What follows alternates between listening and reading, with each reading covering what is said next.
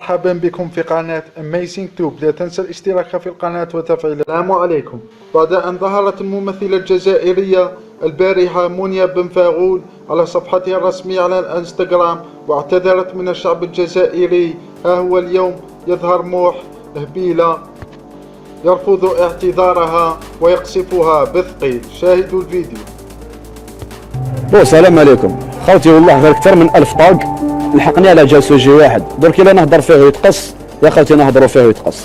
خوتي يقول لك المسامح كريم، وانا ما اسمنيش كريم واسمني محمد. ماشي طيحوا لنا وقت ما تحبوا وتجوا تقولوا لنا سمحوا لنا وقت ما تحبوا.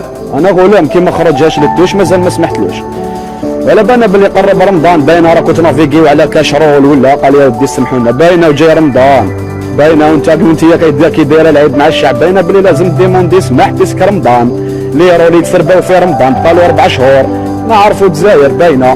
انا بور موا السماح ديالك عاوني به صدرك، ما عندي ما ندير به، وماذا بيا ما نزيدش نشوف وجهك في القنوات الجزائريه كي انت كي امثالك، بيسك ما زدتوش البلوس نتوما في التلفزه الجزائريه، غير الموا بهدلتونا مع البي بي سي، بهدلتونا ما على باليش مع من انا مع الام بي سي، جبتونا غير تبهدل. السماح ديالك بور موا انا غليه وشرب به تيزانه، ما نسحقوش الفواقر اللي كيما انت في التلفزه. سلام.